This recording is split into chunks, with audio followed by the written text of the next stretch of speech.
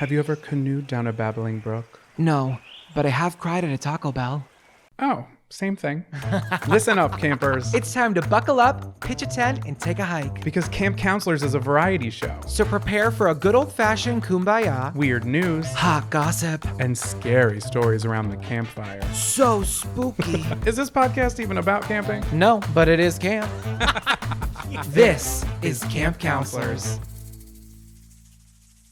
Hey, happy campers. Welcome back to Spooky Camp Shadyverse. Ooh, it's week 158 here at camp. You're doing that pretty good. Thank you. I was kind of like my vibrato. I can't control it once it's turned on. You're a ghoulish girl. Yes, I am. And for our audio only listeners, how freaking unfortunate for you. Yeah, honestly, so lame to be audio only on a week that we're dressed up. No, this is one for the bucks. You got to go to youtube.com. Or we'll post it on Instagram too. We have to. I also want to make a little TikTok or something for us because these outfits are too good and they're not basic, but they're so normal. I do feel like they have become rather basic, and maybe it's just because I've been looking it up so much. But let's tell the audio only campers what we're dressed as. Let's let them guess. Oh, okay.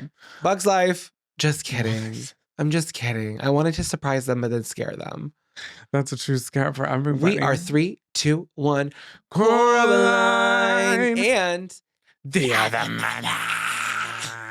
I'm the other mother, obviously. You're the other mother because your body is so tea. Your body is so gingerly tea. Jonathan is being so bashful about it.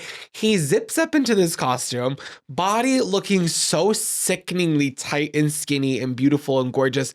You give in this. Don't even take it off. Thank you. Let's go to McDonald's after. It is difficult to breathe in and sit in because of how that's fashion.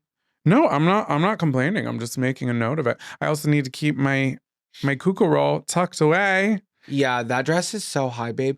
If you sneeze, something's gonna pop out. It's gonna unfold like a cinnamon bun. I'm not joking. And it might happen because I did sneeze earlier today, so I'm due for one any moment. I'm wearing my Coraline best. Transparently seen this movie once, but I do like that she's a bad bitch. I didn't love Coraline. You love Coraline. That's why we're doing Coraline. And I think most people love Coraline. Mm-hmm. She's kind of a global favorite. But I do identify with her because she's kind of a brat. And she's always a brat. She's always putting her nose where it doesn't belong. Well, that's because she's just colorful, fun, and expressive. And her parents are just so dreary and not, her house is leaking. I know this is a really popular costume because when I searched blue bob, because yes, if you notice my hair, I do have some blue going on for the Teen Vogue party. So yeah. But when I purchased this blue bob, which I'm always obsessed to wear a bob, it came with the accoutrements without even saying Coraline in the caption. It came with the dragonfly hair clip. It came with the key necklace. So I bought that. I bought this yellow rain jacket. Truthfully, I'm going to be so real because I'm a real one. I didn't take the tag off of it because I kind of want to return it because I only want to wear it for this. And I usually don't believe in doing that. I think that's just I know it's shitty. You shouldn't just buy stuff for a one wear, but this is for Amazon and whatever. You know what I mean? I don't care. Yeah, Jeff Bezos. Yeah, Jeff Bezos. Are you here? These jeans I'm wearing, I wear for a lot of my mom videos, so that was kind of repurposed. And these little yellow rain boots. Now those jumped out at us in the wild. At a Savers because Jonathan's been talking about this costume for a long time. I found this at a Savers probably back in August or September, a while ago, and they're a little tight, but they fit okay. And I can't return these, but I don't know what I'm going to do with them after this. We can make a birdhouse out of them. And you know what? We're not talking about how boots can be repurposed for birdhouses. That pipeline boots the bird down. It's a lot shorter than you think it is, campers. So I hope you guys are having a fantastic witchy Halloween season wherever you are.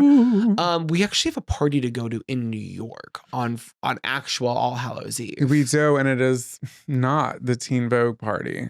Would you wear that again, or are you thinking something else? I've got to do something else. I have to. I was also wearing this. I had heels on before this, but they're far too small. You're a woman's 13 and a half, and you've always said that about yourself. I always have, and I always will. No, this is so uncomfortable. And if I stand up, the back is not zipped.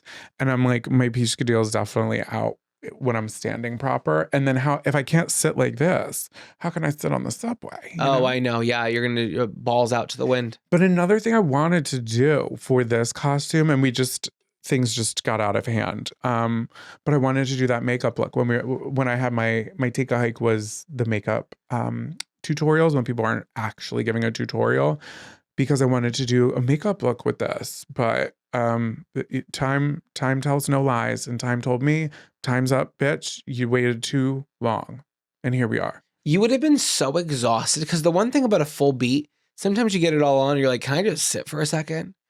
That's so true. And I was gonna hire someone, an artist of the makeup industry. Oh yeah, because everyone knows a makeup artist in Cape Cod who can do this. Makeup by Mario. He was gonna fly out. Makeup by Mario. It left you on red, but we could try again. No. Sorry, Makeup by Mario Badestu. Oh my God, what's up with him? Where did those go? They always used to be at that Urban Outfitters counter. loves to sell them still. Yeah, they're like, here, it's like a little teal, a little white label. It's very retro looking. They're like, you want a setting spray? It smells like a rose. What was your favorite Halloween costume you've ever done? Or not your favorite. I always say I hate that expression. Like, what was one of your favorites? Not too much pressure on you. What was it? Oh, instead of Edgar Allan Poe, I was Edgar Allan Poe. Cute. And that was a really fun one. I did make a YouTube video giving a tutorial on how to do that properly, of course. All you need for this costume is a white button-up shirt, a black tie, a skirt or plain black t-shirt, fishnet tights, a pea coat, and any makeup palette of your choice. Why did I hire you off of Craigslist? Hire me. It's me, Abigail. Yep. Okay. Do you have money for the subway? What do you think Edgar Allan Poe is actually like? His best-selling book when he was alive was about crustaceans and shellfish. Ooh. So I'm gonna make him proud tonight. I'm gonna jam out with my clam out, baby. No looking. Click off. I look like a pilgrim. Happy Halloween. There was like an athletics drink. That's Nike at the bottom. This is the best costume you've ever thought of. Okay. Let me churn your butter, baby. Quoth the raven. Nevermore. Are we done yet? That was a fun one. I like to do punny stuff. I think I talked about it before, but I was a chicken Caesar salad where I was just dressed as Caesar and I carried around raw chicken in its packaging as a vegetarian and a bag of salad. And I think that was fun. Those are funny because you can get it, but I've been in a costume before where people did not get it, and the entire night I had to explain what I was. Oh, was it the one with you and Kira? Yeah. Everyone was like, are you Bob's Burgers? And no, well, who are we? You were patty cake in the Baker's She was Man. She was Patty Cake and I was Baker's Man. And then people wouldn't get it, and then we'd tell them what we were, and then they would go, oh. And then you go, fuck Patty Fake. There were so many reactions again and again that I thought to myself, oh, I'm never doing this again. So I like a costume that's very on the nose. I don't want to make you work for it. I'm over that phase of my life. I think transparency and straightforward is a gift to us all. No, truly, in this Don't day make me and work age. for it. So we need to think of something that travels light, that's easy, that we can do in New York this week, because these aren't going to fly. But we'll get there. You know what's interesting? We're not going to be here on Halloween. And I was thinking about that today as I scrubbed the dishes. I was scouring those bitches.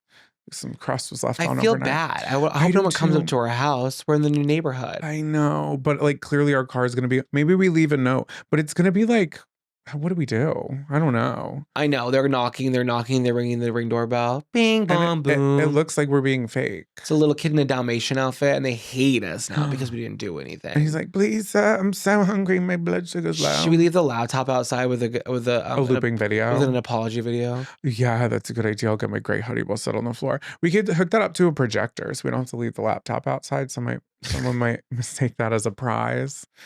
I would. I'd be like, Halloween laptop. I'll take it. We have to buy some candy, though. Candy. We haven't got any candy for the house. And I love that because I don't expect us to have so many trick-or-treaters in this neighborhood. But what I like about that is that we will get candy in the house. Yeah, king size, everything. What was your favorite Halloween candy growing up? Obviously, the peanut butter cups. Peanut butter cups are really good. I love a Twix too. The only one I don't like is the Three Smarties. Musketeers. Oh, I love Three I'll have the Musketeers. Smarties. When you get a third thing of Smarties, it's like, all right, enough. But Who got cheapo? I kind of liked those candies. They were like the Mr. Bones. Yep.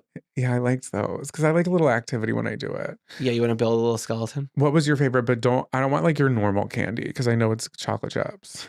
No, it probably was like the one that I would get like in trick or treating. Like if you got a SpongeBob Krabby Patty, like just go home. You're good. You got it all. You already know I deconstruct the shit out of those. Like you give that to a kid. It doesn't matter what's in that bag, what's in that knapsack, what's in that pillowcase. That's the winner. That is the win. And even if it's just one, it really like skyrockets the entire night. So the kids now, what I'm noticing is, and maybe I wasn't a huge trick-or-treater because my parents were like weirdly religious for a hot minute and I didn't get to do it a lot until I was with my friends at like 13. So Satan is waiting. I really didn't do, I'm really not well versed in children's Halloween. But when you were a kid, because you were really doing it, were there a lot of people who had designer pails, custom pails, or was it really just like, what was it?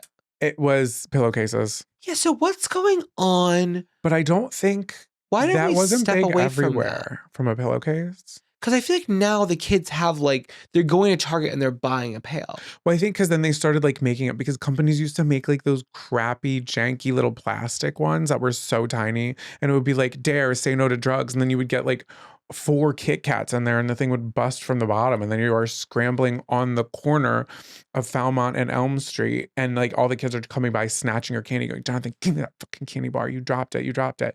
And you're panicking and you're like, oh, I wish I would have had, my pillowcase. And then now when you think about dare, you think about that moment and just like doing drugs and stuff. That was dark. It was, but I think now they found a way to manufacture. I think it's gone too far. I think what was wrong with the pillowcase? Now we're just, now this is capitalism at its finest. It is. We don't need that. Let's bring back the homemade costumes as we're wearing both stuff that we buy online. I'm sewn in. Oh my God, you're sewn into your flesh. Bring back that. Just bring back like I don't know, it's a kitschy Halloween. I don't need to see, I don't know. Yeah, I think we could do that. Or bust out the Christmas box early. You could use stockings. There it is. That's good. That's a good serving size of candy right there. Well, let us know what you're doing this Halloween, campers. Send in the comments what you are, what you've been, and what you're going to become. We love you so much. We'll get into today's episode. Camp counselors will be right back after these short messages. Attention campers, it's your counselor Zachariah, and I'm hitting the road with my brand new live comedy show, the 2025 Big Back Behavior Tour. From the mind of your favorite husky jean wearing big bone baddie, it's gonna be a night of stand-up, wigs, characters, wigs, lots of wigs. And don't worry, Jonathan's opening for me. Call that a Camp 2-for-1 special. So come through and kick your little feet, laugh with us, and you better be barking. We're heading to 25 cities across North America, so click the link in the show notes to see if we're coming to your city. And grab your tickets now before they sell out. And now, back to the show. Attention campers, please meet at the old flagpole under the tall pine for morning announcements. Welcome back to Morning Announcements, campers. This is the part of the show where we read news articles to you that you might have missed that we want you to spread like wildfire. Jonathan, what is your article of the week? My article of the week is coming from Huck Mag by Ella Glossop. And she was boots on the ground because all the photos are credited to her that were in this article. I was like, oh, so she showed up. She's writing. She's a worker. She's a journalist. She's boots on the ground. There's no doubt about it. And the title is Vibrations and Victories at the World Worm Charming Championships. You are such a worm charmer. Wormy wormer. That's from Now and Then, if you didn't get that reference. Okay. So, campers, picture this, if you will. On a flat green expanse of a school playing field in Nantwich, Cheshire, a crowd armed with French horns, recorders, pogo sticks, and pitchforks are sizing up their patches of grass like rival prospectors. I'm sorry, this was in the UK, so she's using a lot of flowery prose. So basically, this competition's going on in the UK in Cheshire, and they've got 30 minutes in this little, everyone's assigned a spot, like the whole field is divided into a grid. Oh, so we're in a field. You're in a field and you're assigned a spot and you got 30 minutes. The premise is simple. Teams have 30 minutes to coax as many worms as possible from a designated 3x3 meter plot. Digging and using water are both strictly forbidden.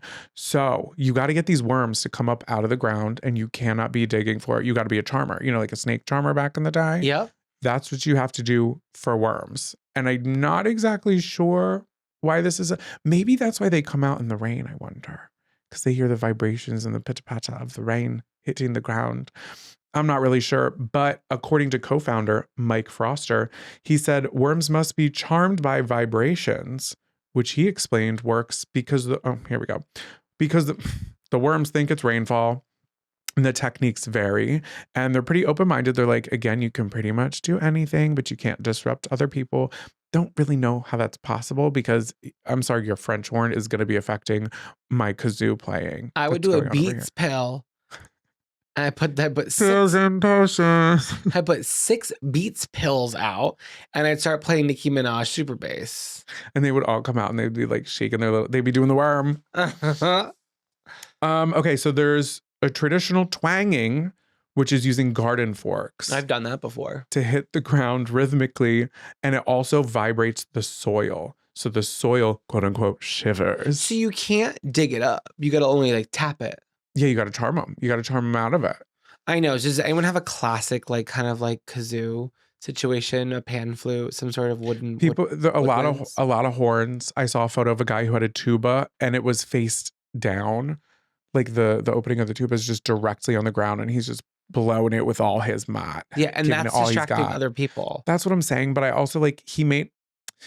A picture can say 1,000 words, but what it can't do is play an audio track. So I'm not sure how. You get a hose and you spray everyone else's team, and that's your tactic. But you can't add water; then you'd be disqualified. Well, you're adding water to their plots. Oh, I see. So you're disqualifying all of them. No, that's just getting down in the dirt.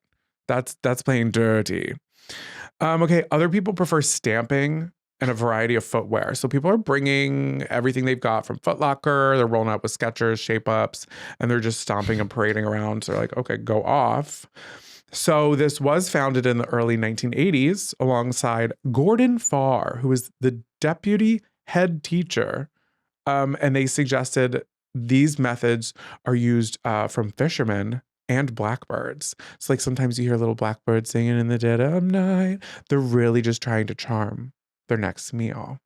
And I think that's brilliant and that's beautiful and poetic. And she went on to interview this guy, and he didn't expect it to blow up to what it was, because back in the 80s when they started, he was like, I didn't know what the Guinness World Record was, but now they have a Guinness World Record because they do this annually. And people come in to join the competition from all over the world. Americans are now showing up because it started blowing up on TikTok. And I said, go ahead, guys, get your little worms. So the worms are carried to the counting tent where there are volunteers who have to sift through the soil with wide mesh pans, kind of panning for gold. Panning for gold. They're panning for the pink. I got a grub. Ew, that sounds gross. Panning for the pink. So they tally everything and they figure out who's the real winner here. And this past year, someone had 71 worms.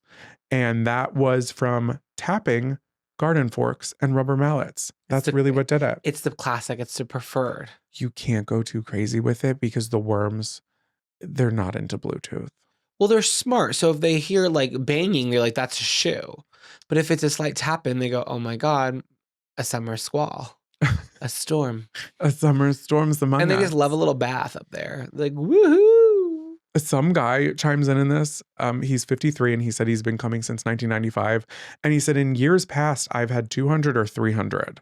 That's crazy. In 30 minutes, someone crunch those numbers. Yeah, that actually sounds like a nightmare. 300 worms in a 3-meter spot. Yeah. Are they attacking him and biting him? No, I know. Did you ever put worms in your pockets? My brother did, and then he put it, and then my mom washed the pants. And then my mom took the pants and put them in the dryer, still didn't know. And then my mom opened the dryer, there was dried rubber bands everywhere. Oh, that's so sad. Yeah. And Jackson's like, those are my friends. My mom goes, they're dead now, so. Oh no. Okay, so they're raising money for a school, and the proceeds go to charities, including the Cystic Fibrosis Trust. And so on and so forth. But when they're done, all of the worms, their big rule, all of the worms have to be unharmed. You've got to be careful. He said, rule number 13, be kind to the worms. And that's that on that. If anybody wants to participate, you can go ahead and check that out again at Huck Magazine. Because the worms don't have to be in water. Like they can just kind of like live in the air, right? Yeah, of course. That's a Yeah, dumb they live in the question. dirt. They live in the dirt all of the time. So when they're in the examination tent, they're fine. They're fine. Yeah, they're fine. They're meeting their like distant cousins. They're like, oh my God, I haven't seen you since Wormville last year. Like, what's been up? Where have you been? They're like, I'm just over here. And they're like, it's literally so How far bright. can a in here. worm travel? Oh, I don't know, but I know that you can cut them in half and they live and they like sprout a head. You're a freak for saying that out loud. I learned that from James and the Giant Peach. I was a big salamander kid growing up. We didn't have Sallies like that. We had Sallies under the rocks, under the wood. Sally. Are those like amphibians? Yeah. They're like lizards. Yeah, it's a lizard. It's a lizard for sure. Oh, we had so many. It was fun. You were the lizard wizard. We had roly-polies. That was like my real treat. Yeah. I would put them in coffee containers, seal it up for the night, come back down really disappointed. They're like, and I didn't know. Leave us alone. I learned quickly, though. I learned about poking holes and also not taking them out of their natural habitats. I did it anyway. So what do you want to inform us about? Well, I am an athlete, and I know a lot of you guys are following my constant feed of physical attributions. I know a lot of you are following me on Strava right now. What's that? It's a running app. Oh, I wouldn't know. Sorry. Yeah, I am a fitness queen. So I found an article about fitness that I think really speaks to the American spirit, to my spirit, and to the camp spirit. So this article is from Vice.com by Louis Prada. And the article title is The U.S. Ultramarathon Where Runners Eat Taco Bell for 31 Miles. Okay. So that does seem like a nightmare. Yeah, I'm just going to leave it at that. So let's get into it. If your idea of a runner's high includes a cheesy gordita crunch and possible vomiting, then the International Taco Bell 50K Ultramarathon is for you. It's a race that's equal parts endurance challenge and stupidity. Held annually in Denver in early October, the Taco Bell 50K dares its participants to run 31 miles while stopping to eat at 9 out of 10 designated Taco Bells along the way. I do like, so yeah, we'll keep going into the details of this, but really quickly here, I like that they give you one to skip. So where would you go? Where would you skip? This guess, if there's 10 around 31 miles, which number would you go? Not that one. I would skip the last one. I would. For me, I think the last one would be easy. And I'll say this because first one's easy. That's crazy to skip that one. Yeah, you gotta like fuel up. I think the last one almost feels like ceremonial. That almost feels like it would be sad to skip the last one, right? No, but see, here's the thing. While everyone's having their ceremonial bit, they're stopping and I'm going. So I'm like, I can really see the finish line at that part. Okay. Because think about it. If you're stopping at the last one, everyone who passes you is going to get to the finish line first. So it's like, wouldn't you want to be the person who passes everybody at the Taco Bell? I don't know if this is the one where you're trying to get first. At least if I was doing it, I'd be like, I just want to see if I can do this one, right? Oh, that's so true. But I want to be. No, so I want to confess. That's yours. You're number 10. I'm going to go with number 4. No, I can do 4. I think honestly 5. Yeah, you need Maybe that break 6. in between. I'll do 5, break, 4 left. Yeah, that's a good one. Okay, I'll keep going. Let's be honest. That sounds like a form of torture that should be considered a war crime. Did you write that or did I? No, that's what Vice.com wrote. Okay, Lewis. Runners have to keep the receipts to make sure everything's on the up and up, that they have to eat specific menu items by the time they reach certain stops. Okay, so we're eating while running? Well, you stop, you go inside, you order your food, you have to complete it, and then you can leave. With no one's food in hand. Yeah, no, I think you can, if you want to. That's what I'm thinking. I'm thinking, are we eating in or are we getting it to go? Because if we're getting it to go, then the margin for error there with cheaters, you could just run past the trash can and chuck it. So I'm thinking they've you're got to so have, right. You can't. You have to eat it in. No, you're right. but that now we're also being lenient on the efficiency of the team. But I would like to have faith. I don't think this one is really about the speed of it all. I think it's if you can really do it. Can you do it? Because no one's. I saw a couple pictures. No one's like under a pop up throwing gordita crunches.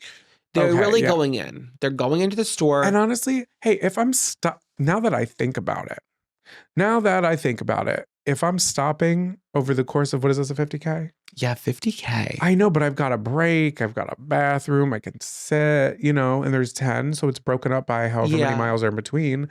That's not so bad. So 30 miles. Think about like every 3 miles on average, you're kind of stopping to get a little treat. This is an all-day affair. How long is this taking? Oh, it's a long day, but also like some of the items on this, they're not like, it's not like have half a soft taco. Like if you have to really complete it, so someone must be in there really watching everybody. Like, are you eating it? Hands behind their backs, like standing against a wall, maybe a clipboard. I don't know. Wait, so for instance, here's a little example. By stop 4, oh my God, you're gonna die.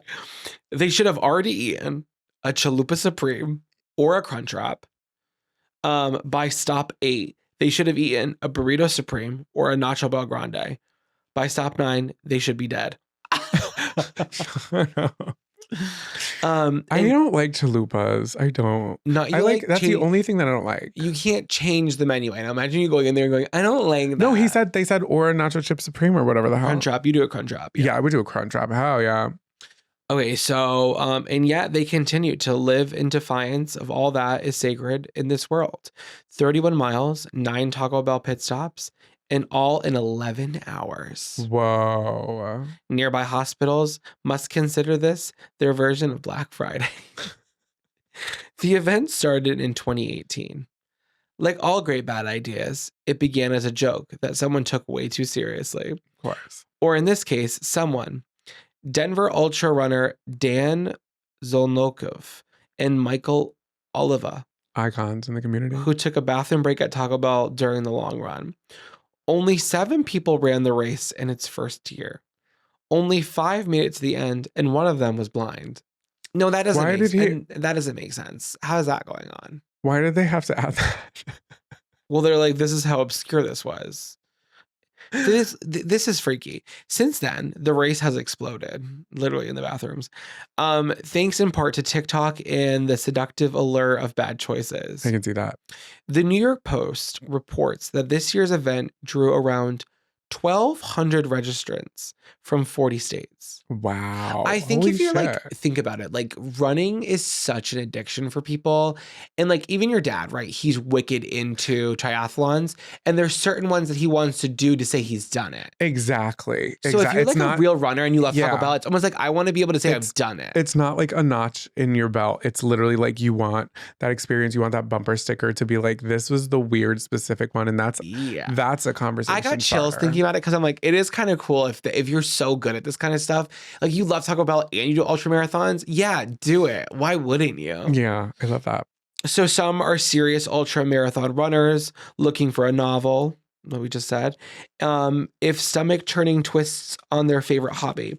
Okay, so in contrast, others are casual runners who just want to take part in something absurd. Literally what we just said. So no matter who joins up, they go into it knowing there are no medals and no prize money. They're only walking away with the glory of having survived something so dumb and maybe some mild to severe diarrhea. Honestly, we should write Vice articles. The way that your body is doing nothing but constantly shaking up everything that's in your body while you're moving for the rest of the day is frightening. Or I wonder if it could counteract that and it could really absorb all of the nutrients that would normally be sitting in you, causing you to blow up a bathroom, and it's using it as power. I think I think it would make me sick. I also wish this article really interviewed someone that did it. Yeah, I want to hear like firsthand. Yeah, we're missing that. There were 1,200 people to choose from, and 1,200 people registered. Oh, so what do you think about that? Wait, did it happen already? It happens every year at the beginning of October. Okay, I haven't seen any. I haven't even heard about this. I didn't see it on TikTok either, but now I'm intrigued. Sorry, I'm being attacked by my hair. I'm just so not used to it. Yeah, I'm intrigued too. We'll have to do a little deep dive. For our Taco Bell loving running campers, someone please do this. It's not going to be us. So you guys really have to do your part. You've got a year. Step up and eat that Taco Bell. Camp counselors will be right back after these short messages.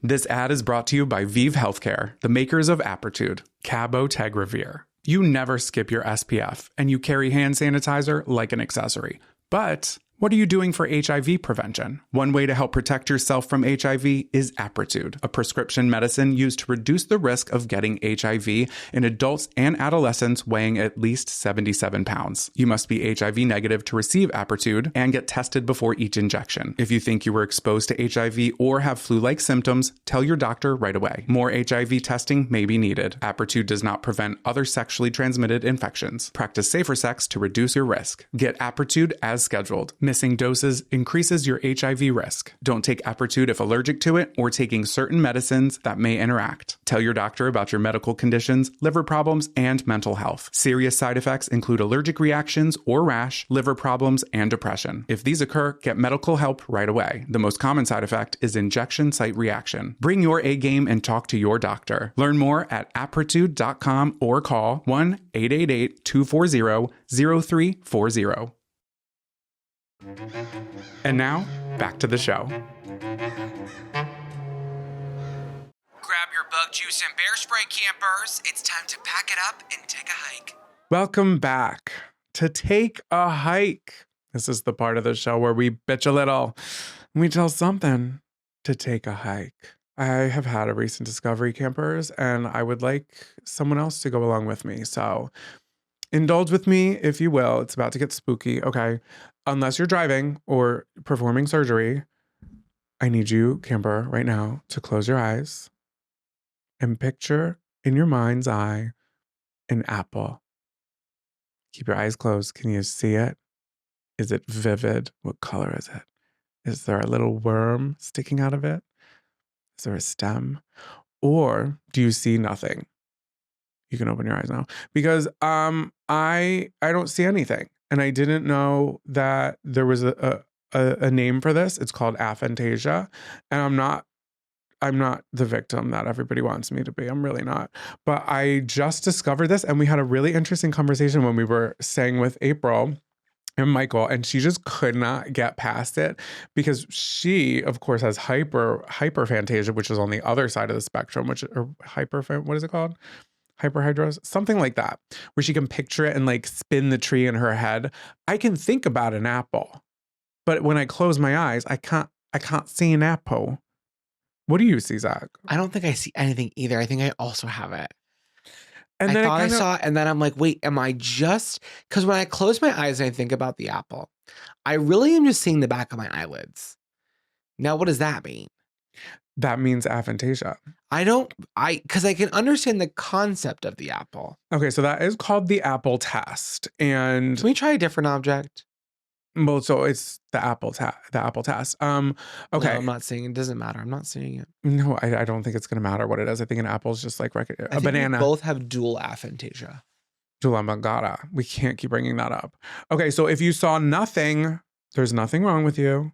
You have aphantasia. Hello, join the club.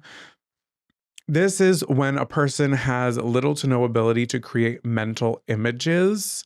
If you close your eyes and you don't see an apple or anything at all, you don't see any color, you don't see any shape, you don't see nothing, that is a sign of it. And that's when I was like, well, I can think of an apple. I know what an apple, like if in a lineup, you tell me which one's the apple, I can pick out the apple because I can remember what they look like. You know what's crazy? What? When people say, if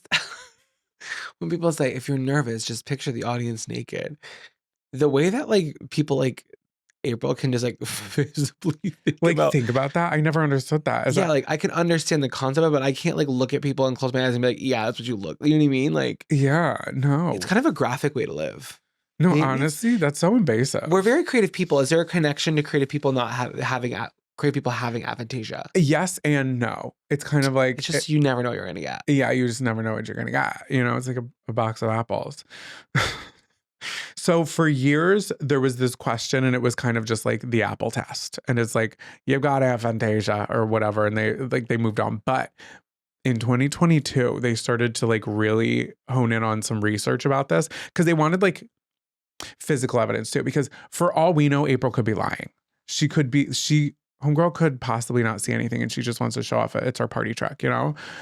So they started doing a study to see if there was physical, what's it called? Stop playing with your bob. You're twirling your hair over there. I'm listening to you talk and I'm playing with my hair. It's to see if there was like a physical reaction that they could actually scientifically Like pick up sweat, on. Kind heart of. rate. So, and I did go to Google Scholar for this, campers. I was doing my research here, okay? So, a 2022 study by eLife found that people with aphantasia don't show the same pupil response when they imagine bright or dark scenes. So they sit this guy down. They actually did it to a couple people, but there's a video clip where they sit this guy down and they have like a gray screen behind them. So he's not looking at anything different. It's like very neutral. And they're talking to him. So his eyes are adjusted to the light. And then they have a camera on his eye, but there's no light on his eye.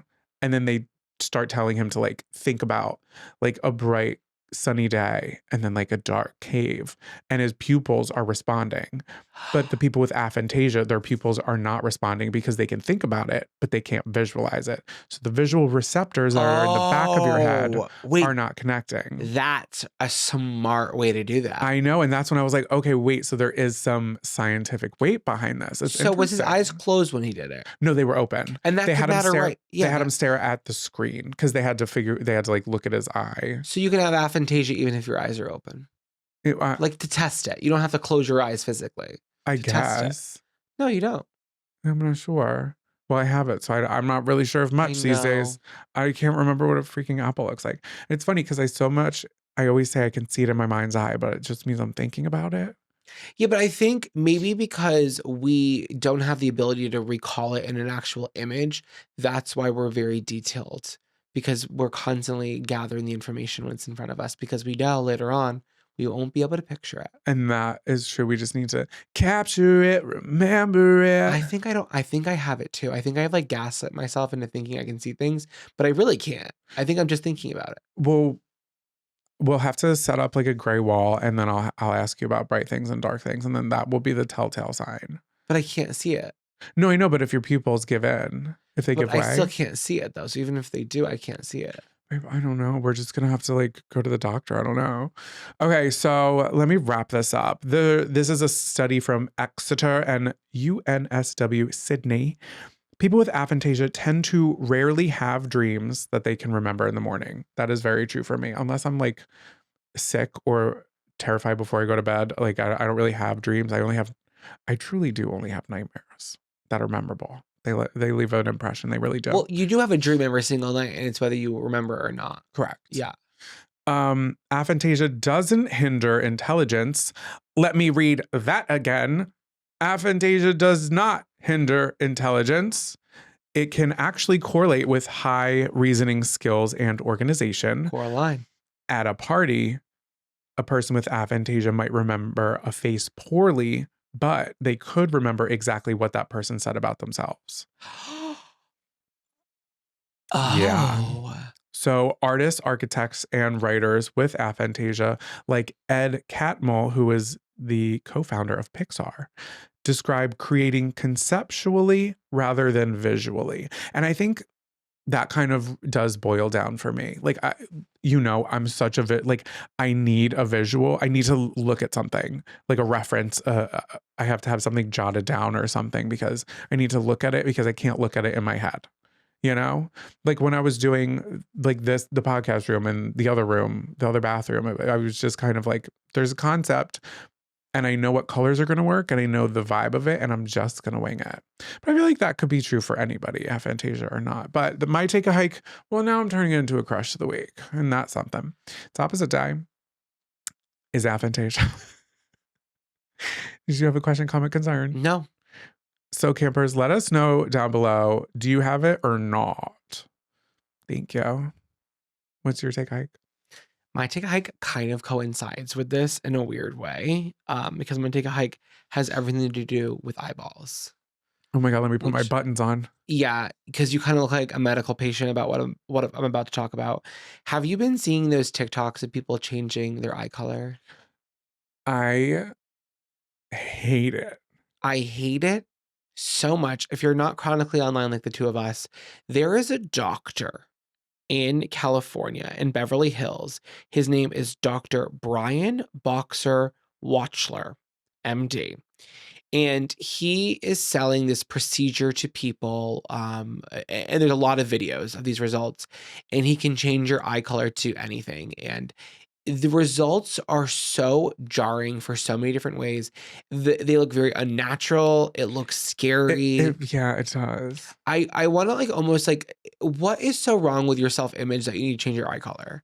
Like, I am okay with anyone doing like, I don't know, any form of cosmetic procedure. I think the eye has always been a tough spot for me.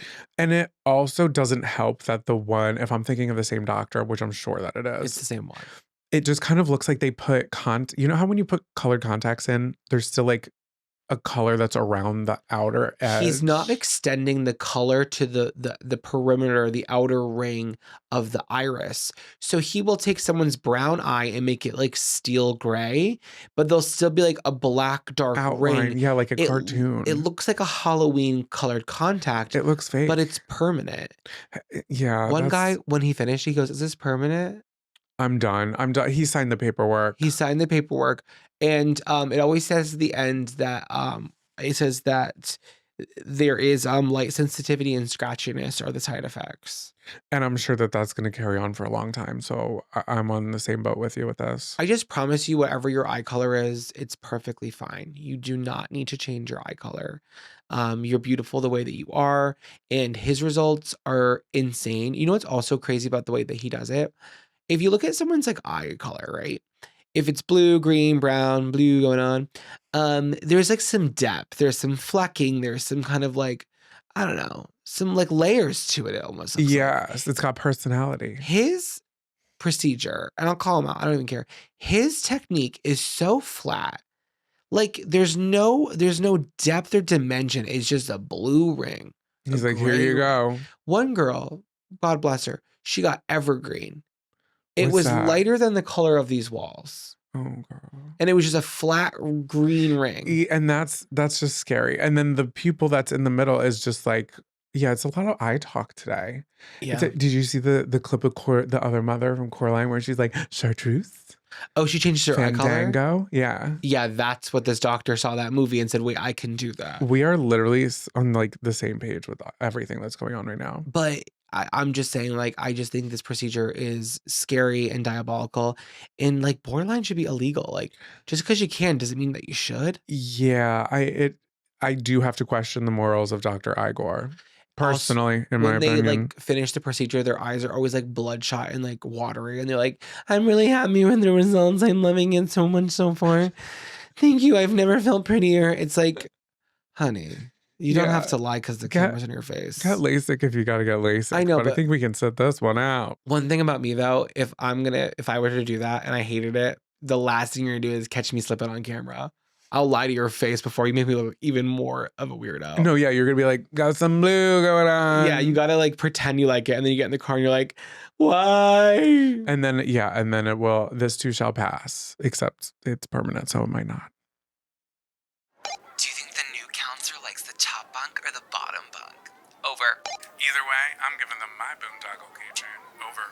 Welcome back to Camper Crush of the Week. What are we loving? What are we snogging? Who are we obsessed with? What are we obsessed with? Jonathan, what are you obsessed with? What is your Camper Crush of the Week? God damn it. I love cracking my knuckles. I cannot stop. I will not stop. I'm going to do it right now for you. I did it. I did it in between. I literally did it because I do it in between all of the takes. Now I'm a little bit nervous and I'm frightened. Okay. One crack. We'll put something in post. Anyway, I love cracking my knuckles, the satisfaction of it, the noise of it all.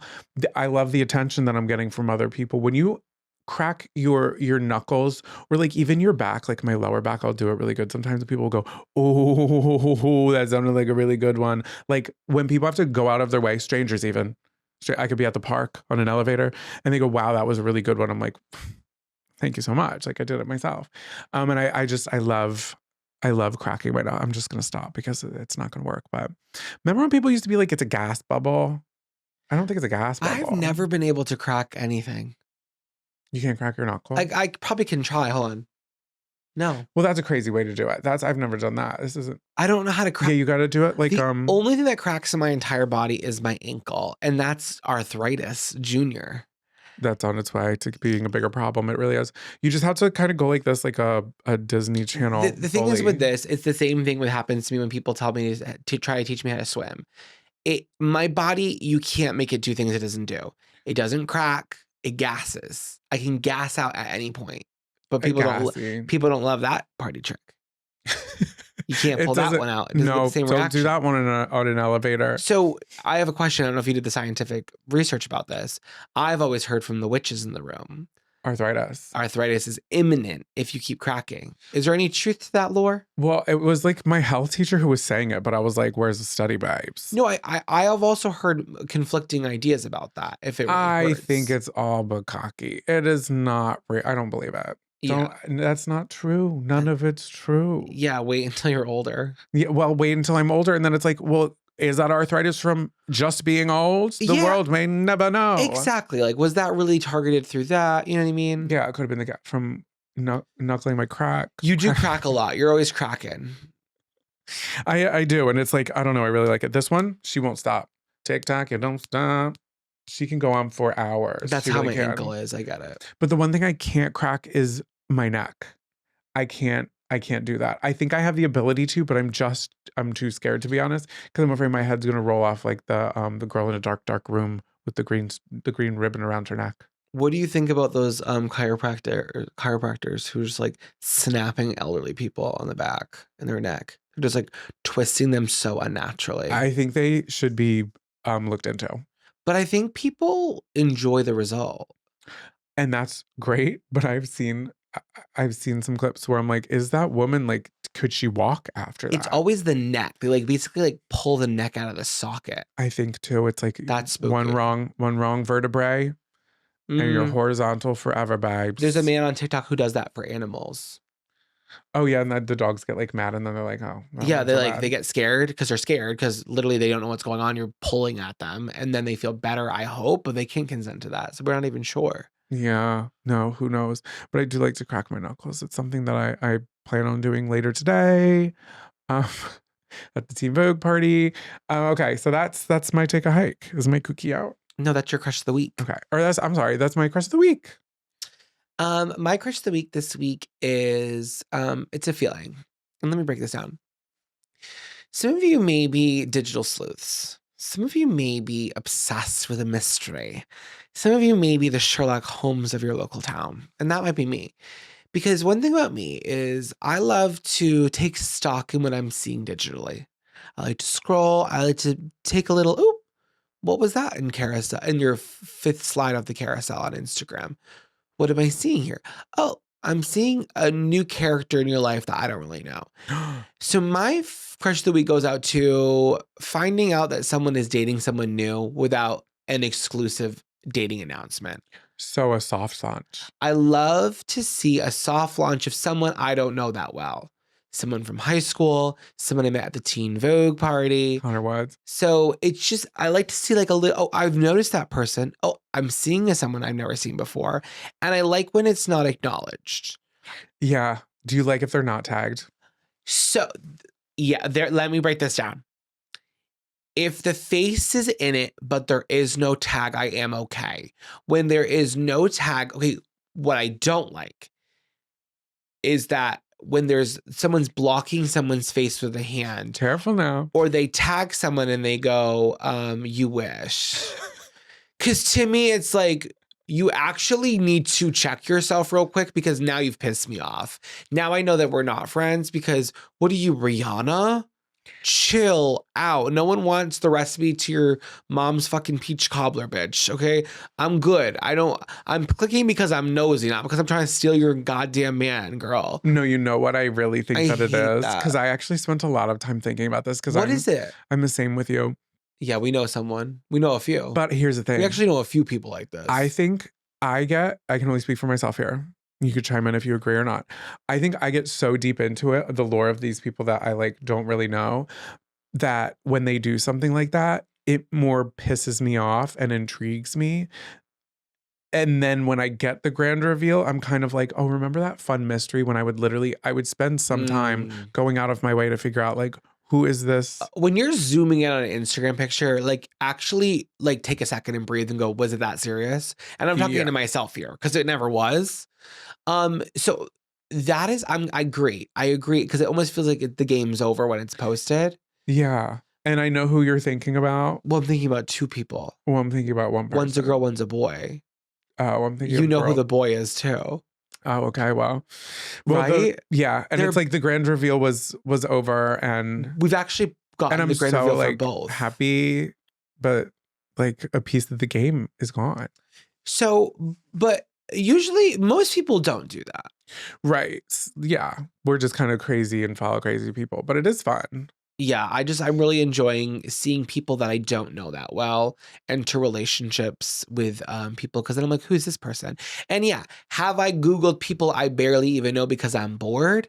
Yeah, LinkedIn is, I don't care about that professional website, but it's the best to find out people give it up on that website. No, it's Facebook, so they're like, they don't even tell where their true. hometown is. On LinkedIn, they're telling you where they checked in for like a conference in like Omaha. Like, I know you've been to Omaha. Why do I know that? Because you had to put that leadership role on there. Like, I know you went to high school. I know you went to college. I know your connections. I know you currently work. I know your promotion levels. My Facebook, I swear, like the friends, recommended friends, suggested of friends got reset. It is a whole new crew. That's fun though. And babe, you're not going to believe who the one person was. It is dark, sided, and I didn't know they were out of prison. I'm being dead ass. So that's a fun find though. Yes. Well, because you knew they're out of prison because community. But they uploaded a new picture. Yeah. Well, it was it was a recommended friend because of mutuals. It was a new account. It was a Can new you have Facebook in jail? I don't know. I'm telling you. Sometimes people be posting these video clips and these like messages and what they're getting. It's like, what can you do and what can't you do in these jails? Yeah, that is interesting. Because maybe you could have a Facebook. No. They have those dating crews. It's like dated inmate. I was looking at this person's you could tell photos. They were out. There was a celebration. There was a barbecue. Yeah, because if someone's getting out of prison, it almost feels more appropriate to have it in the backyard. And it wasn't. Where was the barbecue? Inside? It was a venue. You can't have a barbecue at a venue. That's not a barbecue. Babe, this person is out of prison, so I want to be very suspicious about it. Oh, okay, you want to be vague. Thank you. That's what I'm looking for. Well, whether you're out of prison, whether you're entering a new relationship, we're watching. And we love to see it. What song's been stuck in your head all week? Welcome to Camp Songs. Welcome back to Camp Songs. What kind of spooky, scary camp song are we listening to this week? Well, mine's a little spooky, and I'm going to add it to our playlist that you can listen to with your ugly friends this All Hallows Eve, All Year's Eve long. And you can find that link. I'm sure you can figure it out. Thank you so much. Okay, so this song that I'm adding, I love this song, and I frequently forget that this band exists, and it's such like a fun standout band that I don't know how I forget that they exist. But it's the song Square Hammer by Ghost. And campers, if you don't know this song, I don't know this song. I feel like if you've heard it once, you would hear it, and it sounds very like it sounds like the Munsters. It kind of sounds like that. What was that song that Fall Out Boy did? Not Buddy Holly. Uma Thurman. It kind of sounds like that, where it's like it's very Scooby-Doo-esque. Got it. It's very like retro 1960s vibes, spooky Halloween. Like an organ. I don't know what instrument makes that specific noise, but you guys, you've got the time after this. We're wrapping up the episode, so don't go yet. Don't go yet. But after this episode, you can go ahead and listen to this, and you can let me know. But the band, do you know the band? I've never heard of anything you just said. Oh, okay. Wow. Okay, so we've got a lot to unpack here. I got to take off my readers for this. I'm sorry, campers. I'm doing my best. All right, so this song was a #1 on the Billboard Mainstream Rock Chart, January 2017, making Ghost the first Swedish band to top the chart. They are from Nice. Sweden, yeah. So there were some issues with this song in the United States of America because the lyrics they get a little silly with it. And if you see pictures of it, basically the front man is dressed kind of like almost like a satanic pope. And he has his own character name. There's lore to it. There is lore to it. And the backup dancers are called the Nameless Ghouls. So that's always fun. But they leaned a little too much into the occult and like ritual imagery with their music videos and everything.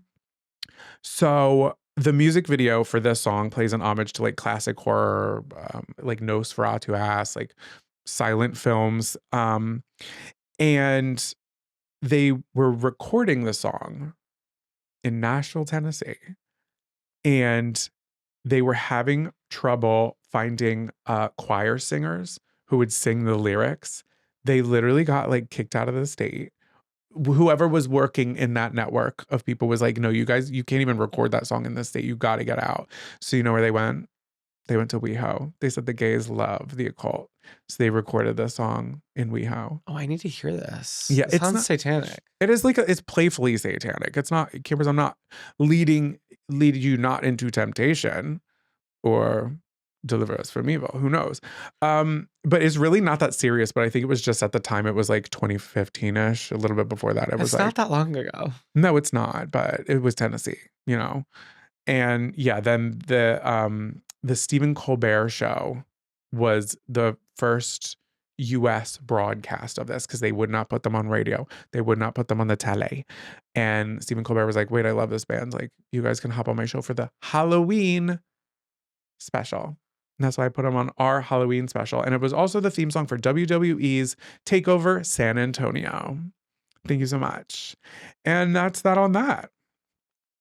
Listen to it in our playlist if you dare. Well, my song really isn't a Halloween song. And that's fine. It didn't have to be. I kind of just wanted to add a song that I'm like really obsessed with right now. Okay. It's a song by Gracie Abrams. It's called Spooky. Risk. Yeah. Okay. Risks are scary. That's what I kind of figured too. I figured like I'm taking a risk by giving a risky song. It's good. And risks mean Halloween because you're risking it all for the Hallows Eve. Yeah. I'm a fall risk. I just like love a girl who yearns. I love a girl who like overanalyzes. I like a girl who's going to layer her vocals. I like this. I like songs that layer vocals. Yeah. Like harmonize. Yeah, but with themselves. Yeah. And this is a song that really does it for me. Do you want me to sing a little bit of it? Oh my God, my camera's on and it's up my skirt. Sorry. God, I'm actually invested. Haven't even met him. Watch this be the wrong thing. Classic. This was a really big song for her because it was kind of like a turning point for her career. It was the first time we saw her be a little bit more silly, a little bit more goofy. And it's a very popular song if you're in the Gracie Abrams call. And the song was written by that girl that she's best friends with. You know her. Tabitha Jones. Audrey Horbert. Oh, is she the one who does the bowling song? Yeah. The bowling league? This is her best friend who wrote this song with her. I'm into her. I'm into that. Yeah. I do feel like, because I think you've done a Gracie Abrams song before, I think. And I think you said you felt too old for them. And I sometimes feel like that too. But I enjoy listening to their music. I do think we are a little aging out of their music. Yeah, but I can't go to Payless and tell them to change the song. I'm sorry. No, I I'm know. gonna listen to them there. Well, she wrote this song fresh off her tour with Taylor Swift and Olivia Rodrigo when she was opening for them. So she was like really inspired by like the intensity of like kind of being obsessed with somebody. But I thought it was really cool when they wrote it. They said we would spill every detail of our lives in the times that we had. There was a real urgency to our storytelling. It very naturally led us to songwriting together. We were like, we know how this night went, but how do we amplify it or make it so dramatic that people want to scream it when we're all at the show together? Isn't that interesting writing? And I'm literally screaming it in my head. I love it. Not that I can't see it because I have aphantasia, but I'm screaming it. It's a really good song, and I'm really obsessed with her. I can't get out of my Gracie phase. I think I'm a lifer. You're a Gracie grease rat. Coraline would love Gracie because Coraline's kind of a moody, sad girl too. I love moody, sad girl music. Oh my God. And the other mother would love Ghost with her creepy freaking legs. We're staying in tune with it. I wish I was contoured, but it's for another time. But thank you so much for listening. Happy freaking Halloween. Do something spooky for yourself. Have yourself a little treat. Go out of your way to have a nice little Halloween treat because you deserve it. And the world may be crumbling around us, but this camp will be here tomorrow. Thank you so much for listening. We'll see you next week. We'll see you forever. And with that being said, lights out, campers.